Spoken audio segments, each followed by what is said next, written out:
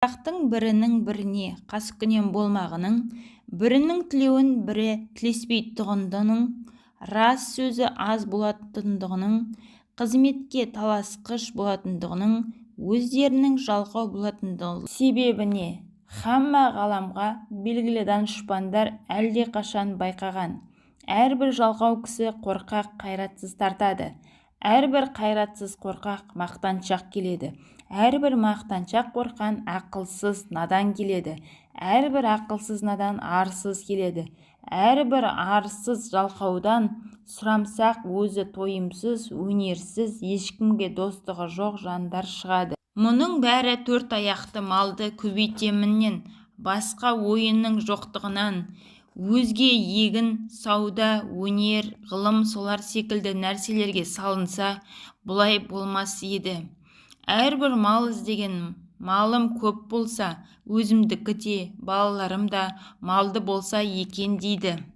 Ол мал көбейсе, малшыларға бақтырмақ, өздері етке, қымызға тойып, сұлуды жайлап, жүйрікті байлап отырмақ.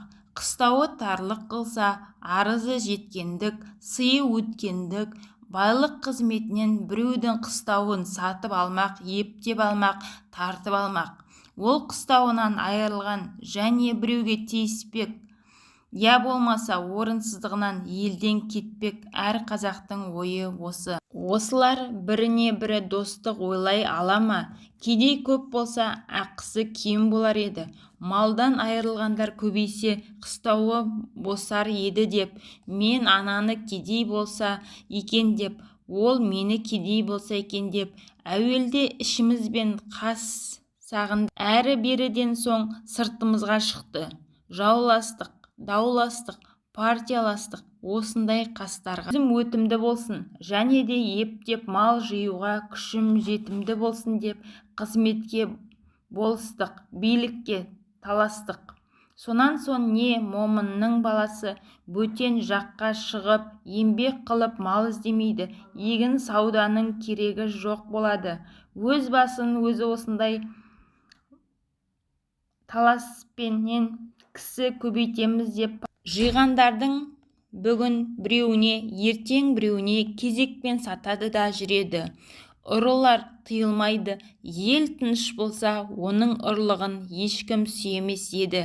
Ел екі жар болған соң, кім ант ішіп ақтап, арамдығын жақтап, сүйемін десе соған жақ болып, сүйеніп бұрынғыдан ұрлығын әлденеше есе асырады. Елдегі жақсы адамдардың бірінің үстінен бекер, өтірік, шапты, талады деген әртүрлі уголовный іс көрсетіп арыз береді. Оған дознание, тергеу шығарады.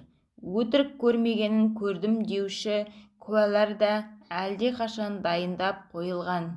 Бағанағы жақсы адам сайлауға жарамасы үшін, ол адам басын құтқармақ үшін жамандарға жалынса, оның да адамдығының кеткені, егер жалынбаса, тергеулі сотты адам болып, ешбір қызметке жарамай, басы қатерге түсіп өткені. Ол болыс болғандар өзі қулық, арамдықпенен болыстыққа жеткен соң, момынды қадірлемейді, өзіме дос болып, жәрдемі тиеді деп, егер қас болса, біртүрлі өзіме де залал жасауға қолын келеді деп, осы күнде қазақ ішінде ісі білмес, кісі білер деген мақал шықты. Оның мәнісі, ісіңнің түзулігінен жетпессің, кісіңнің амалшы айлалығынан жетерсің деген сөз. 3 жылға болыс сайланады.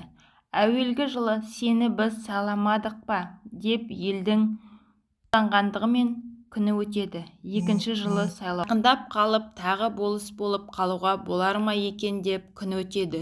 Енді несі қалды? Осы қазақ халқының осындай бұзықшылыққа тартып, жылдан жылға төмендеп бара жатқанын көрген соң, менің ойыма келеді. Халықтың болыстыққа сайлаймын деген кісіні пәлен қадәрәлі орысша образование алған болсын. Егер де орталарында осындай кісі жоқ болса, яки бар болса да, сайламаса, уездный начальник пенен военный губернатордың назначениесімен болады десе, бұл халыққа бек пайдалы болар еді. Оның себебі, әуелі қызметқұмар қазақ балаларына образование беруге ол да пайдалы іс. Екінші, назначениесімен болыстар халыққа міндетті болмас еді, ұлықтарға міндетті болар еді. Және назначение қылғанда тергеуі сұрауы барлығына қарамаса, өтірік арыз берушілер азаяр еді, бәлки жоғалар еді. Және әрбір болыс елде старшина басы бір би сайланғандық бұл халыққа көп залал болғандығы көрініп сыналып білінді. Бұл билік деген біздің қазақ ішінде әрбір сайланған кісінің қолынан келмейді. Бұған бұрынғы Қасқа ханның қасқа жолын, Есім ханның ескі жолын, Әз Тәуке ханның Күлтөбенің басындағы күнде кеңес болғанда жеті жарғысын білмек керек. Ол ескі сөздердің қайсы заман өзгергендіктен ескіріп, бұл заманға келіспейтұғын болса, оның орнына татымды толық билік шығарып, төлеу салаларға жарарлық кісі болса керек еді. Ондай кісі аз, яки тіпті жоқ. Бұрынғы қазақ жайын жақсы білген адамдар айтыпты, би екеу болса, дау төртеу болады деп. Оның мәнісі, тақ болмаса, жұп билер таласып, дау көбейте береді дегенмен айтылған сөз. Өйтіп көрсеткенше, әрбір болыс елден толымды, білімді үш-ақ кісі билікке жыл кесілмей сайланса, олар түссе, жаманшылығы әшкере білінгендіктен түссе, әйтпесе түспесе, ол билерге даугер адамдар қалмай, екеуі екі кісіні билікке таңдап алып, үстіне біреуді посредникке сайлап алып, біте берсе, егер оған да ынтымақтаса алмаса, бағанағы үш бидің біреуін алып, яки жеребемен сайлап алып, жүгінсе, сонда дау ұзамай бітіп болар еді.